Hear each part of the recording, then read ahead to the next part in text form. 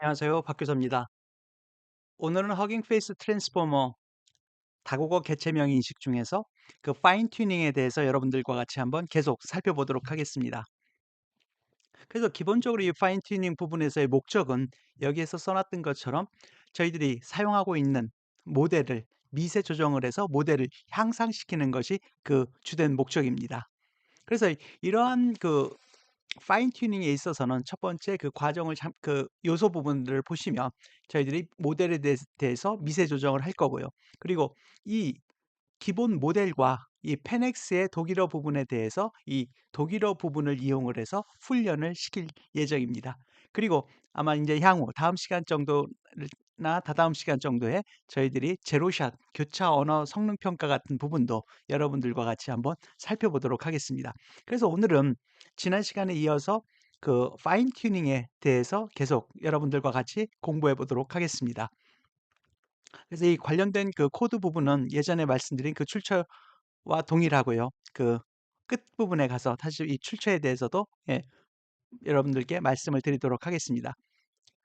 그러면 여기 첫 번째 부분에서는 이 허깅 페이스의 트랜스포머를 에서 트레이닝 아규멘트를 저희들이 불러오게 됩니다.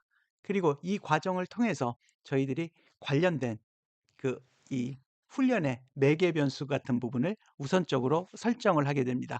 여기 보시면 넘버 에포크의 수를 예를 들어서 3개 이렇게 해서 에포크의 수를 설정을 했고요. 그다음에 배치 사이즈 같은 부분도 설정을 합니다. 그래서 여기에서는 예로 24개 즉 각 배치에는 24개의 샘플이 포함되어 있습니다. 그리고 로깅 스텝이라고 해서 그 훈련 데이터 세트의 크기를 배치 크기로 나눠서 얼마나 자주 로그에 이 부분을 기록할지에 대해서 그 결정을 해주게 됩니다.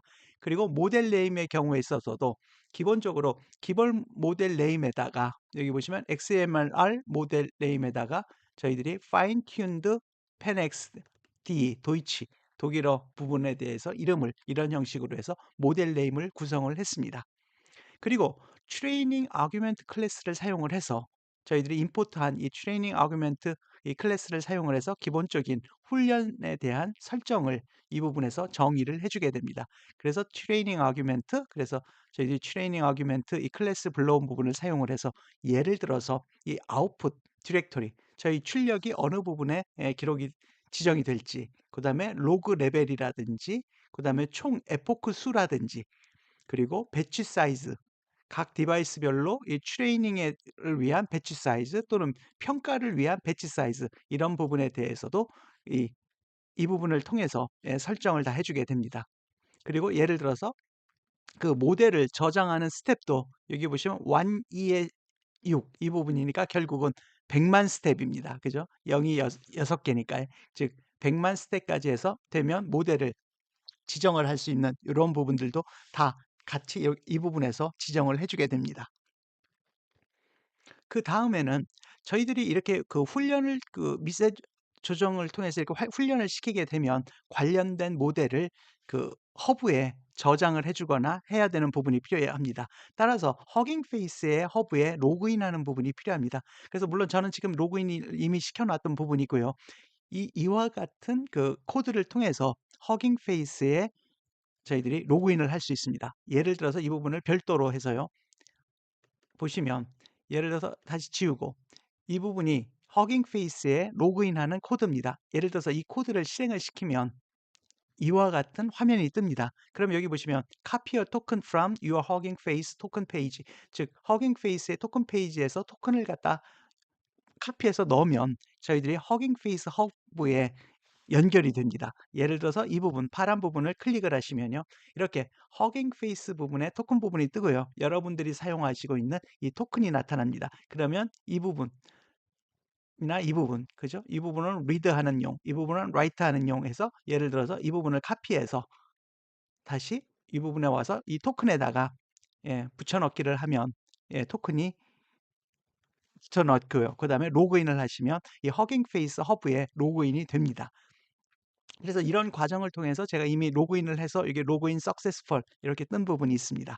그래서 이렇게 기본적으로 허깅 페이스의 모델 허브에 이렇게 로그인을 하면 여러분들이 모델을 훈련시키고 그 모델을 직접 허깅 페이스의 허브에 직접 이렇게 푸시를 해서 그 부분에다가 그 올려놓을 수가 있습니다. 그러면 이런 과정을 통해서 저희들이 깃허브 사용하는 것과 같이 해서 모델을 공유하거나 여러분들이 다른 분들하고 협업을 가능하게 할 수가 있는 부분입니다.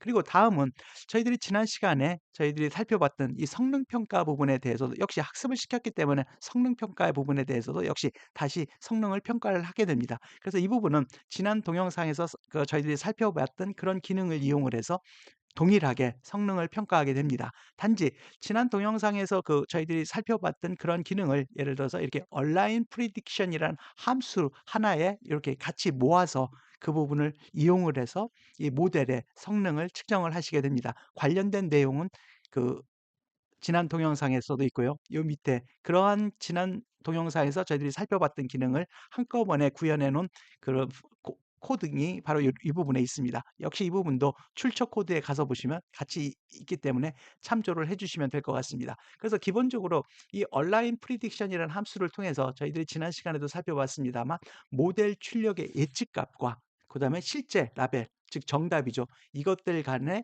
그 차이를 비교하면서 제대로 이 모델이 작동하는지에 대한 성능을 측정을 할 수가 있게 됩니다. 물론 그 안에서 지난 동영상에서도 보셨겠습니다만 시퀀스 이밸리에이션이라고 하는 라이브러리를 통해서 저희들이 이 자연어 처리하는 데 있어 그 성능을 측정을 하는데 저희들이 유용하게 사용을 하실 수가 있습니다. 그래서 그 부분에 대해서는 이 부분에 코딩이 나타나 있고요. 이 코드도 역시 마찬가지로 그 출처 코드에 가서 보시면 코드가 들어 있습니다. 그래서 여기 보시면 import numpy 하시고 관련된 여기에 얼라인 프리딕션이라고는 함수를 통해서 저희들이 지난 시간에 그 성능 평가를 했던 부분을 이 함수 하나에 같이 넣어서 저희들이 편하게 활용하는 부분이라고 보시면 되실 것 같습니다. 그래서 결론적으로는 이 함수를 통해서 여기 보시면 예측한 태그에 대해서 예측한 부분, 그다음에 실제 그리고 그 부분에 대한 라벨 리스트 부분을 이렇게 반환을 해주게 됩니다.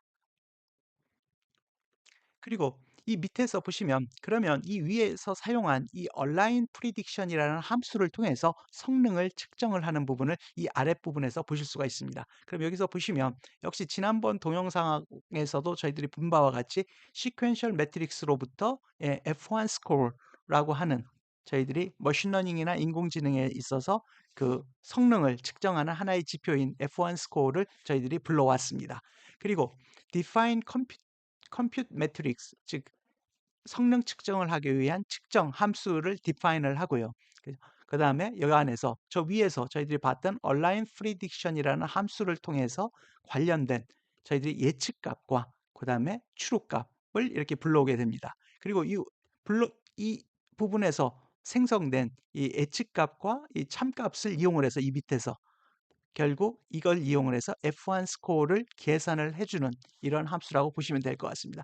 결국은 저희들이 그 성능 측정을 하기 위한 F1 스코어라고 보시면 될 것 같고요. F1 스코어 말고 다른 측정에 대해서도 여러분들이 필요하시면 지난번 동영상을 보시면 되실 것 같습니다. 그리고 다음 단계에서는 저희들이 데이터 컬레이터라고 하는 부분을 저희들이 살펴볼 부분이 있습니다.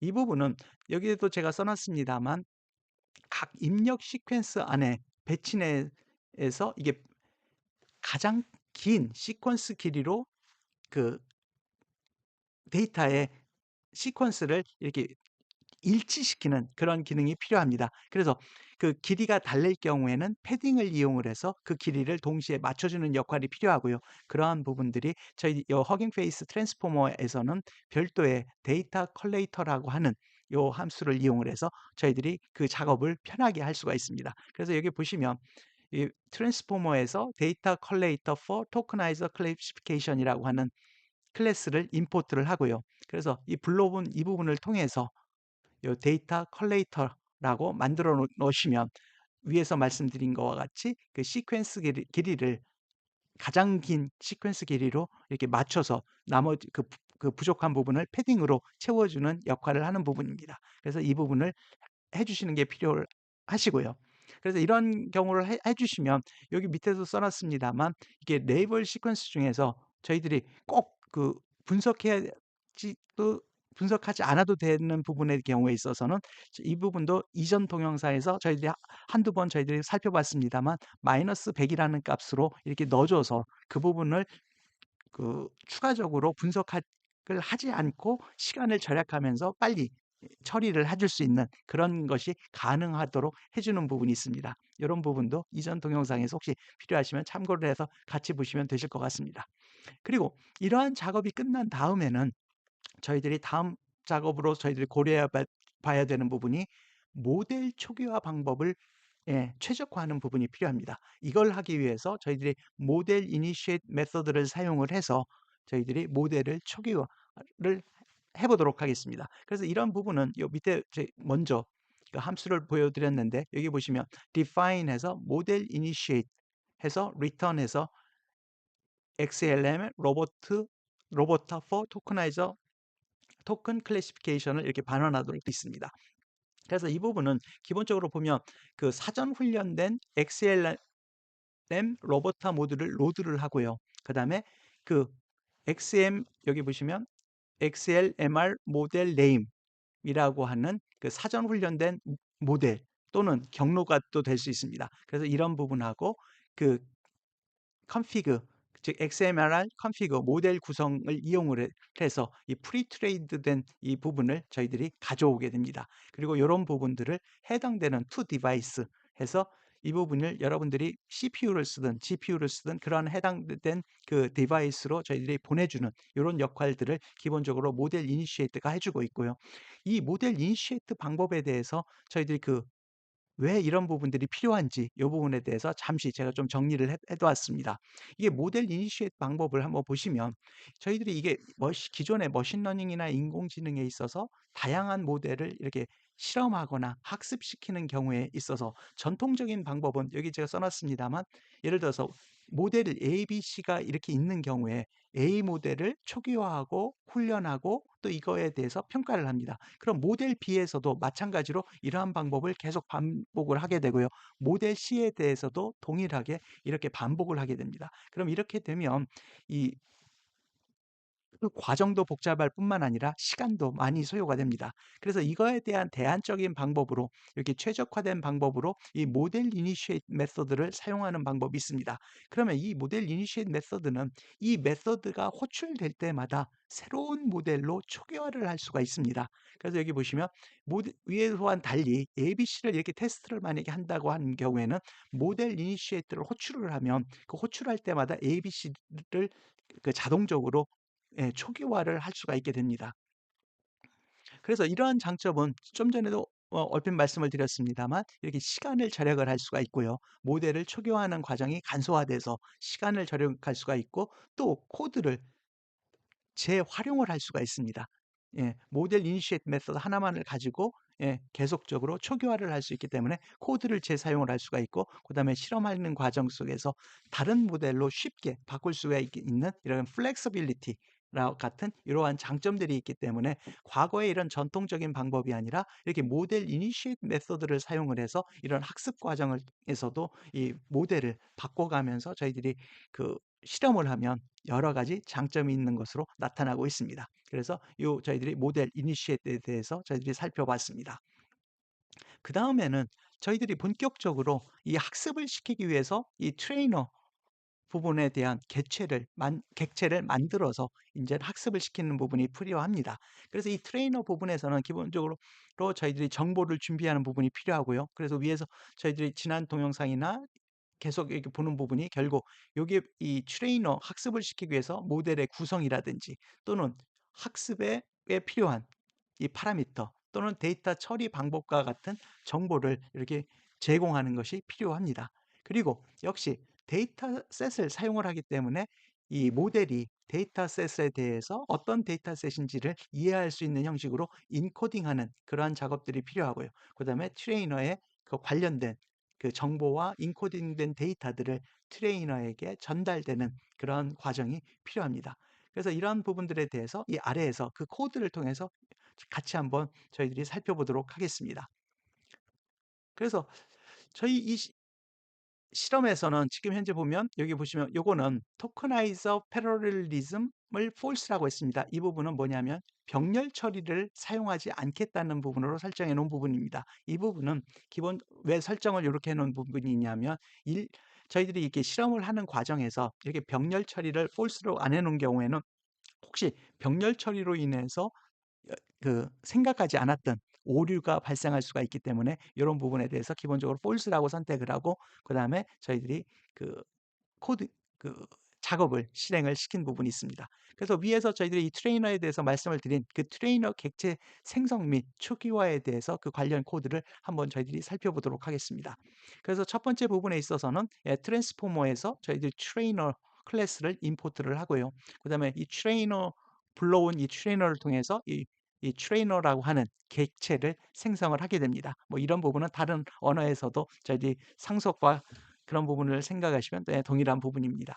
그래서 여기 보시면 잠시 몇 가지 살펴보면, 그래서 모델 이니시에이트는 저희들이 위에서 살펴봤던 것처럼 모델을 초기화하는 부분이고요. 그래서 새로운 모델이 호출될 때마다 그 모델에 맞춰서 모델을 초기화를 해주게 됩니다. 그 다음에는 이 트레이닝 어규먼트를 통해서를 어규먼트에 넣어서, 즉 훈련 이 학습에서 사용할 4개의 변수를 이 부분에게 저장을 해주게 됩니다.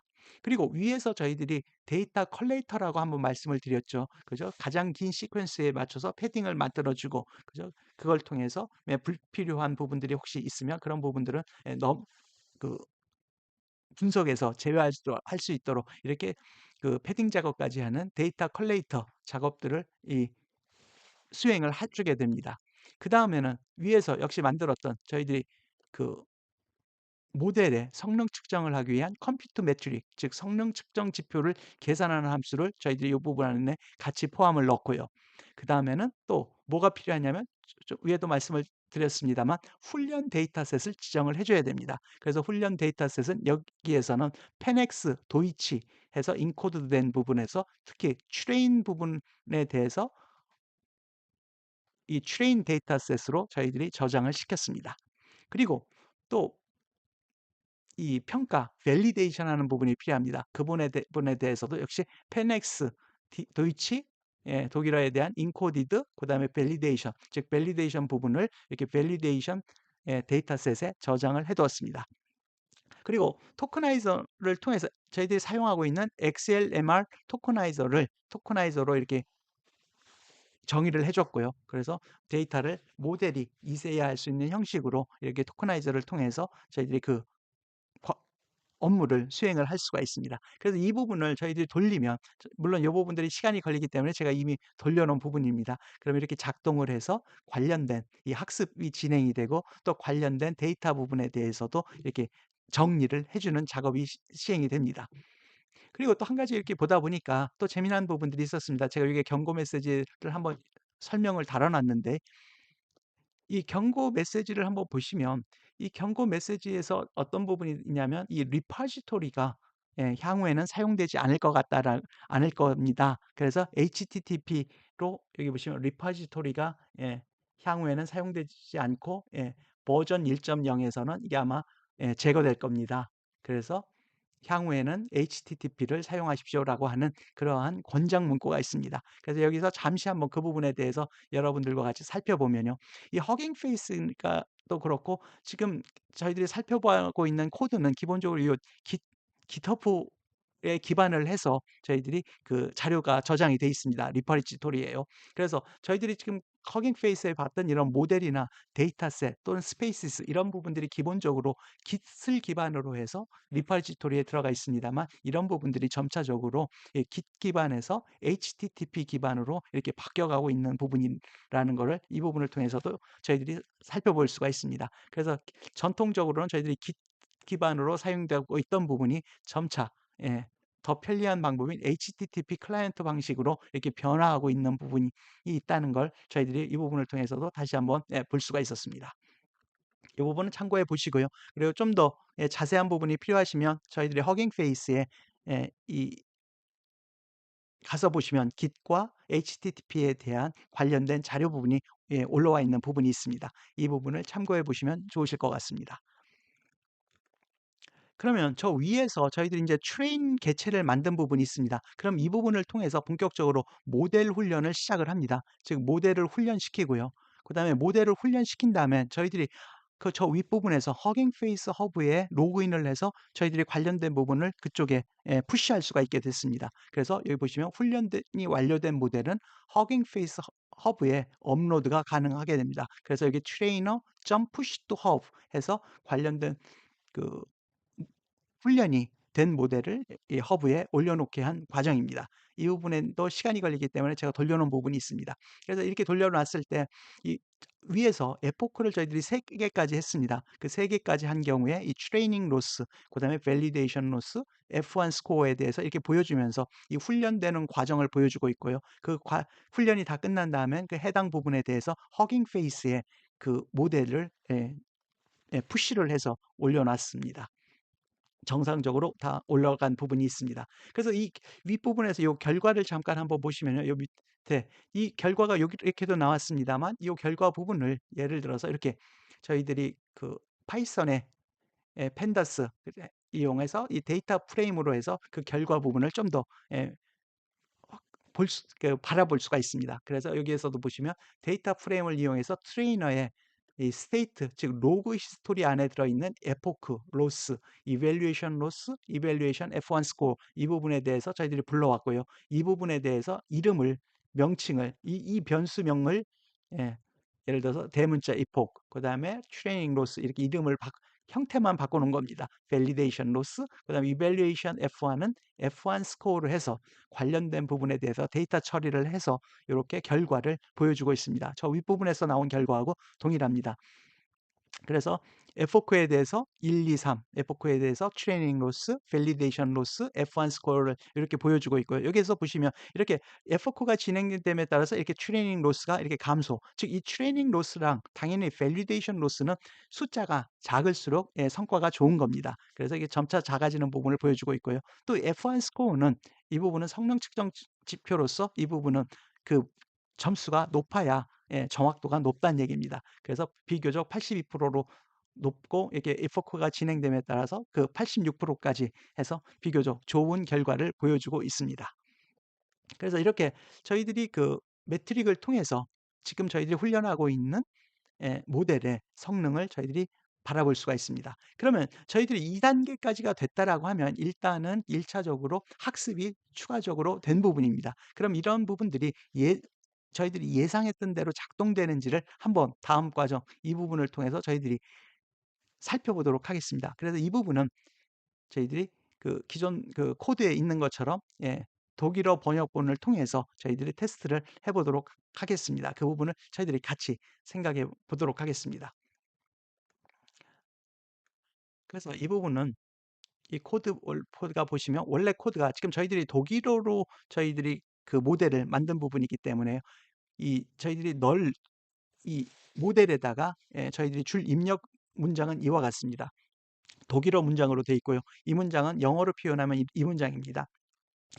Jeff Dean is a computer science at Google in California. 이 부분입니다. 이 부분은 그 독일어 문장으로 해서 이 부분을 저희들이 태그 텍스트 안에다가 짓고 넣을 거고요. 그럼 이 텍스트 저희들이 예, 실험해 볼 텍스트 부분이 이 부분에 들어가고 이 태그는 관련된 태그 목록 그다음에 트레이너 모델은 지금 저희들이 사용할 개체명 인식 모델 그다음에 이 부분은 그 관련된 토크나이저입니다. 그래서 이 부분을 돌리면 저희들이 관련된 문장에 대해서 이 태그가 다음과 같이 나타나게 됩니다.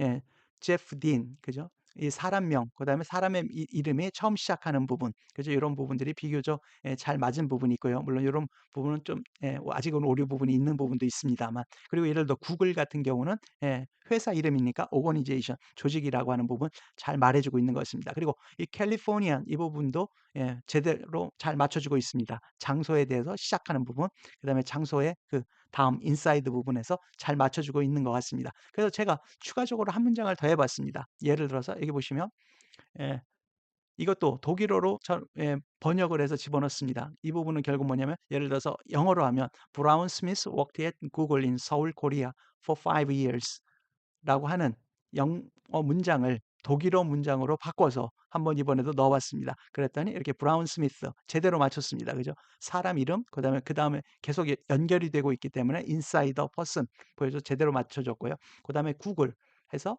오거니제이션 그다음에 서울 로케이션 제대로 맞췄고요. 그다음에 코리아도 로케이션으로 해서 예 제대로 이 태그를 잘 맞춰 준 것 같습니다. 그래서 이렇게 학습을 통해서 기본적으로 즉 파인 튜닝을 통해서 이 모델의 성능이 좋아져서 지금 저희들이 넣은 문장에 대해서 태그를 비교적 다 정확하게 잘 말해 주고 있는 것 같습니다. 그래서 이번 시간을 통해서 저희들이 그 다국어 개체명 인식을 계속 보고 있는데 지난 시간 성능 평가에 이어서 이번 시간에는 파인 튜닝을 통해서 좀 더 그 성능을 좋게 만든 그 부분들에 대해서 그 과정을 여러분들과 같이 한번 살펴봤습니다. 그리고 역시 그 코드는 저희들이 계속 살펴보고 있습니다만 관련 코드는 이 부분에 있는 코드를 가져다가 추가적으로 저희가 더 넣을 수 있는 부분 아니면 고려해야 되는 부분을 여러분들과 같이 공부해 보고 있습니다. 그래서 오늘도 들어주셔서 감사하고 향후에도 계속적으로 이런 부분에 대해서 여러분들과 같이 살펴보도록 하겠습니다. 감사합니다. 구독과 좋아요도 부탁드립니다. 감사합니다.